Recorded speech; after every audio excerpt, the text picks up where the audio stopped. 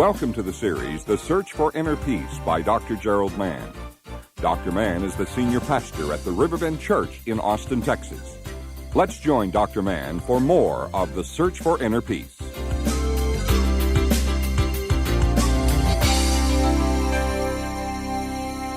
I've been doing a series of sermons entitled, The Things That Make for Peace. Jesus said as he wept over Jerusalem, if you only knew the things that make for peace.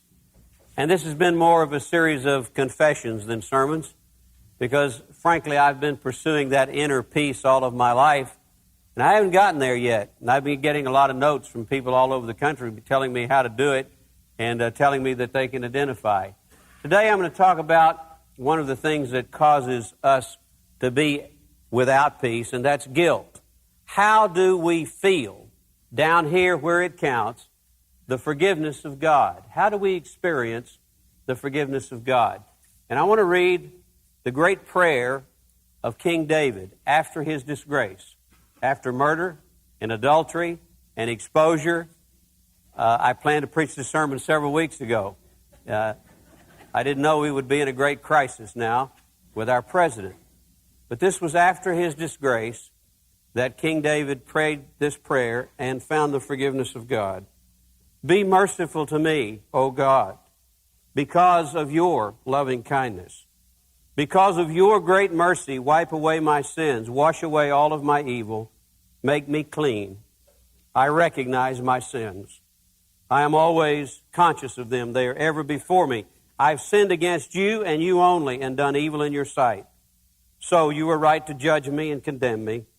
I think I have been evil from the day I was conceived. I have been evil from the day I was born. Evil is all around me. Sincerity and truth are what you require. So I ask you to fill my mind with wisdom. Remove my sin, and I will be clean. Wash me. I will be white as snow. Let me hear again the sounds of joy and gladness. And though you have crushed and broken me, I will be happy once again. Close your eyes to my sins and wipe away all of the evil. Create a pure heart in me, O God, and a new and loyal spirit in me. Do not banish me from your presence. Give me again the joy that comes from your salvation, and make me willing to obey you. Then I will teach your command to others, and they will turn back to you. Spare my life, O God, and save me, and I will gladly proclaim your righteousness. Help me to speak, O Lord, and I will praise you. You do not want sacrifices, or I would give them to you. You are not pleased with burnt offerings. My sacrifice to you, O God, is a humble spirit.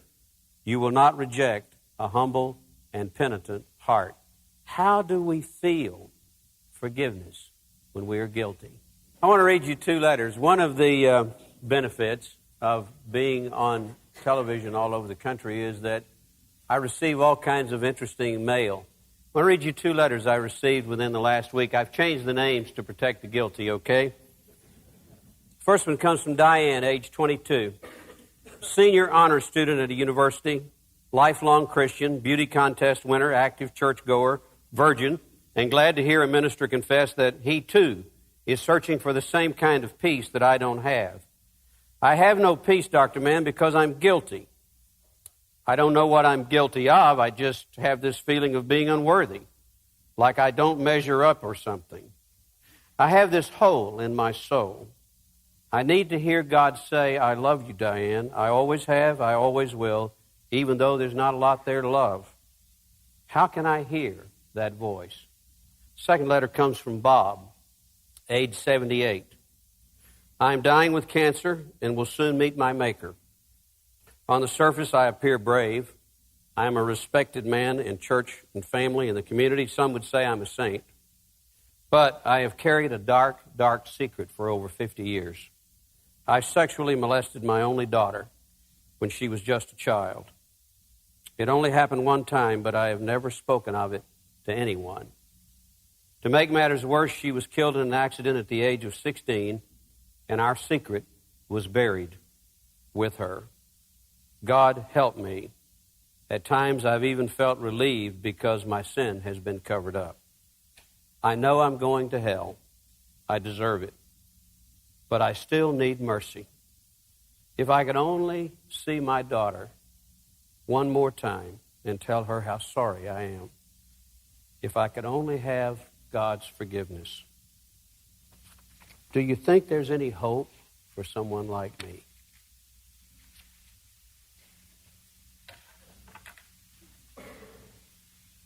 I read those because somewhere in between those two burdened souls, we all fit.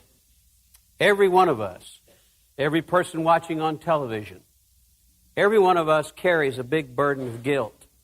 Every one of us is haunted by something we've done in the past. Maybe we've just been shamed like this young girl. She hasn't done all that bad. She's been shamed from without. That's false guilt. Or maybe our guilt is very real like Bob's. We haven't measured up to what we were created to be, and that's true guilt. But we're all guilty. How do we feel the forgiveness of God? That is a question that's haunted me all of my life because I think I get a handle on guilt and then it weighs me down and makes me do all kinds of weird things. David, in his great prayer for forgiveness, I think models for us the process of how guilt is dealt with and how we feel the experience of God. I want to use 4 words out of that prayer. The first one is contrition. People who experience forgiveness are people who feel badly enough about what they've done to ask for mercy. There can't be any mercy unless we ask for it. And we can't ask for it unless we accept the pain of our own self-destruction. David is filled with remorse in his prayer. He said, my sin is ever before me. I must have been conceived in sin. I must have been born in sin. Wherever I turn, the gravity of what I've done is weighing and pressing on my soul. There can be no forgiveness until we accept the fact that we've done something wrong, that we are broken, and that we can't really do anything about it ourselves. Now then, people will tell you you're not supposed to feel badly about yourself. In fact, we've been on a binge now for about a half a century of saying, feel great about yourself. Anytime you feel badly about yourself, it's wrong. One time I had the great privilege of spending 2 days with Carl Menninger, the Dean of American Psychiatry. He was here in Austin for a couple of days. He was very old. He had had a stroke. He was paralyzed on one side. I was his host, and I drove him around and helped him and heard him speak 2 or 3 times, took him to the airport. We were having coffee just before he left for the plane, and I said to him, Dr. Menninger, in the last 2 days, my life has really been changed. I'm thinking about resigning the ministry and going back to school if my wife doesn't divorce me, because I just finished a doctorate, in the ministry. I said, I want to go back to school and become a psychiatrist. He said, God, we have enough of those. He said, we don't need any more of those. He said, I have been watching you for 2 days. And he said, let me tell you something. You keep doing what you're doing because you can give people something that we shrinks, and he used the word, not I. No nonsense, Menninger. You can give people something that we shrinks can never give them. I said, what could I give them? He said, you can introduce them to forgiveness. I said, well, can't you do that? He said, no, we shrinks are so afraid to make people feel guilty enough to ask for mercy that we don't ever let them get to the place where they can ask for it. Now, that's Carl Menninger. And I've never forgotten that. The first step to forgiveness is contrition, to feel badly enough to ask God for mercy. The second word is candor. Forgiveness is experienced by people who are brave enough to define the exact nature of what's wrong with them. Look at David's prayer. David didn't say, I committed a dumb error. He didn't say it was bad PR. He didn't even say, God, forgive me for committing adultery. He didn't say, God, forgive me for committing murder. What did he say? It's there. God, I have sinned against you and you only. He went to the cause of his problem, not the symptom. He didn't deal with all these results. He dealt with his own sinful condition, which was he had decided to separate from the God who made him. We are created for relationships with God. We're created for relationships with each other, and we are not ourselves when we're out of relationship with God. And David knew that. He knew he couldn't do anything about his adultery and his murder. The only thing he could do something about was his broken relationship with the Father.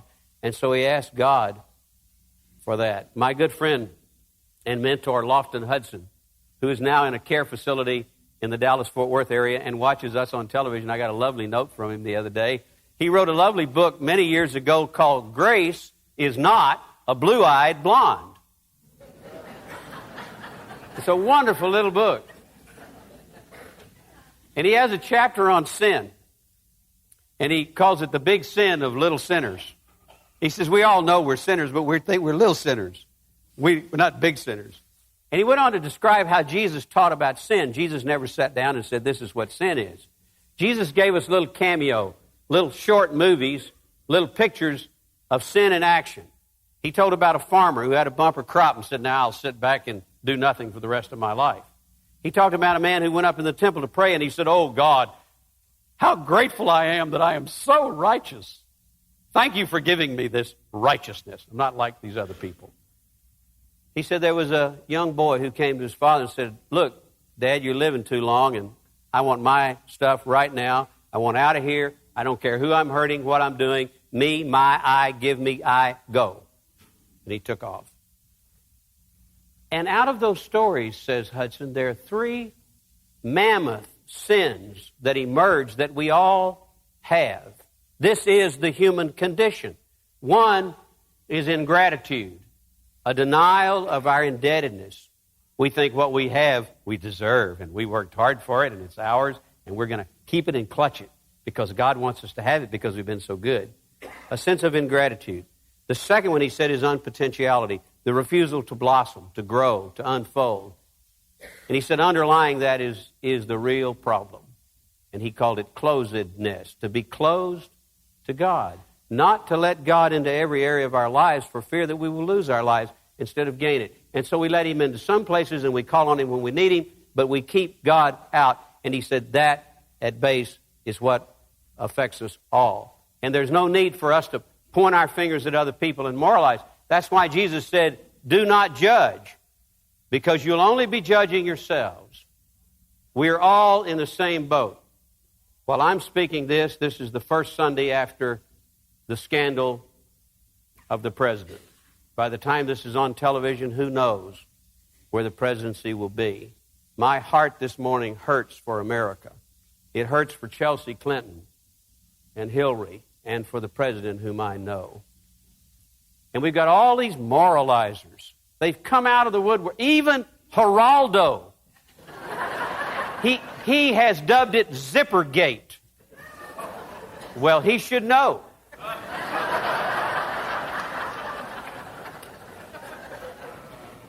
All of this wagging of fingers. The human condition is that we're all broken except on different subjects. And we talk about the symptoms and we don't get to the real thing. I got to think the last time the president was in Austin, he did a rope line where he was greeting people. And the last person in the rope line was me. When he saw me, he gave me a great big hug. It was on national television.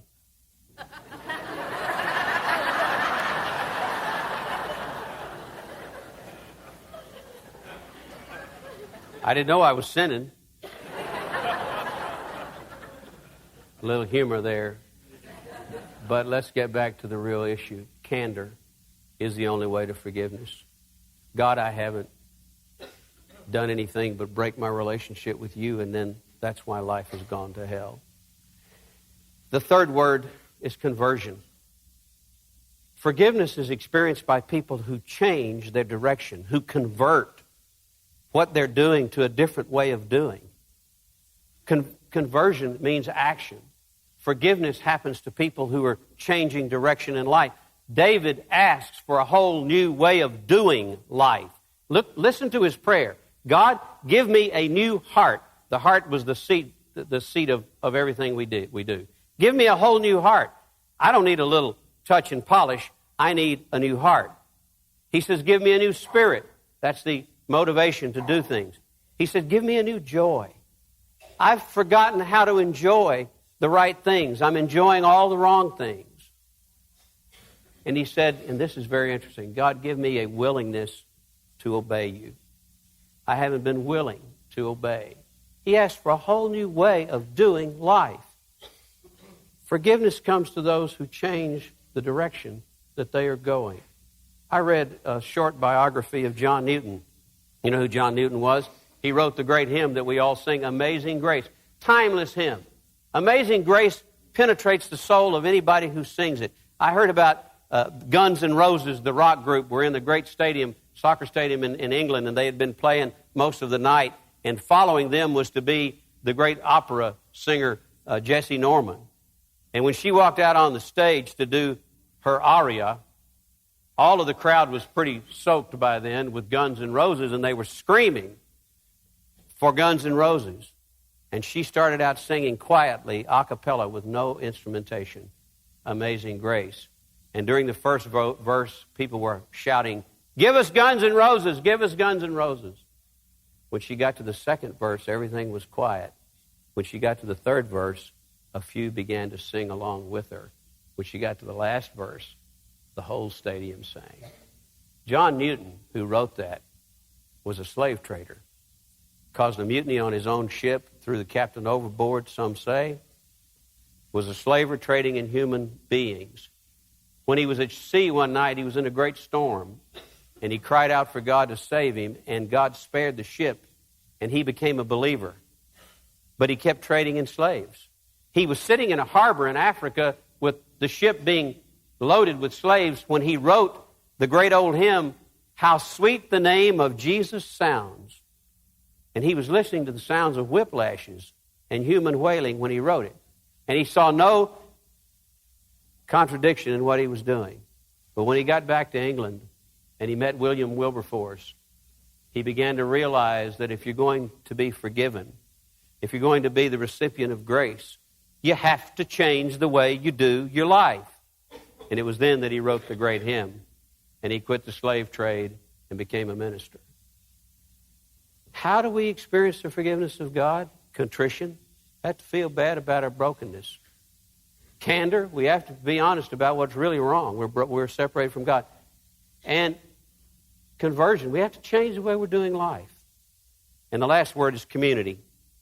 Forgiveness is experienced by people who create a community of forgiveness. I don't know about you. I probably shouldn't say this. I'll probably get bad letters, but that's okay. This is what I truly believe. For me, the forgiveness of God just isn't enough. I need to be around some other people who've been forgiven by God, who will forgive me. I need a community of forgiveness. David says to God, if you forgive me, I will use my tragedy to turn others back to you. I will. Do you realize that his prayer was written into a hymn and it was sung in the worship services? That's what Psalm 51 is. David wrote out his prayer to God for forgiveness, and it was sung every time he went to worship from that day forward. He joined a community of forgiveness. I don't know anybody who experiences forgiveness on a constant level who isn't in a group of forgiving people. And that's what the church is all about. 20 years ago, almost, 19 to be exact, 19 years ago, we set out on a little adventure with 60 people. And I asked myself one question. I went to pray and I said, God, what can we offer people that they can't get anywhere else? We couldn't offer them a big building. We couldn't offer them the best music. We couldn't offer them the best moral teaching. You can get the best moral teaching by studying the Eightfold Path of Buddhism. I'm sorry, that's a great path for morality if that's what you want to be. We couldn't give them the best Bible study. My advice to you on Bible study is get you a group and study at little places. What did we have to offer that people couldn't get anywhere else? And I got the message. What you can offer is the unconditional acceptance of sinners. We call that grace. You can say, hey, if you're already straight and got it all together and just waiting for the train to heaven, this is not the place. But if you're broken, I went after Baptist drunks. Nobody wanted Baptist drunks. Baptists didn't even admit they drank. We went after divorced people who had been wounded and shot by their own denominations. We went after people that didn't go anywhere else. And we said, we don't have a lot to offer except we're broken. Welcome to the fellowship of the broken.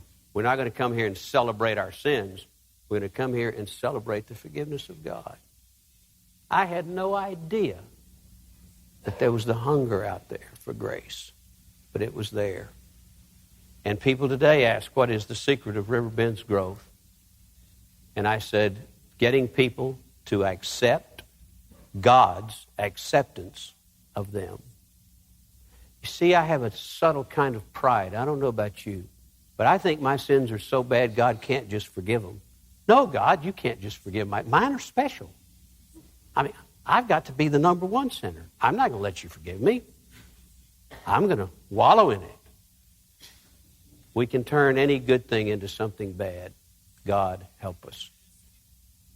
Contrition, candor, conversion, community. My highest hope for you today is that you would experience here, where it counts, the forgiveness of God. If you can't, it's not God's fault. If we do not experience forgiveness, it's not because God isn't trying to forgive us. It's because we're not following the process of letting Him. So I plead with you today to allow God to come into your life and cleanse you, no matter where you've been and what you're doing, of the real problem, your separation from Him. Become a new person by accepting God's unconditional acceptance of you. Thank you for joining us for the series, The Search for Inner Peace. For information on other audio tapes or books by Dr. Gerald Mann, please call 1-800-388-9500 or write to Gerald Mann Ministries, P.O. Box 842076, Dallas, Texas 75284. You can turn the tape over now for the continuation of this series from Dr. Gerald Mann.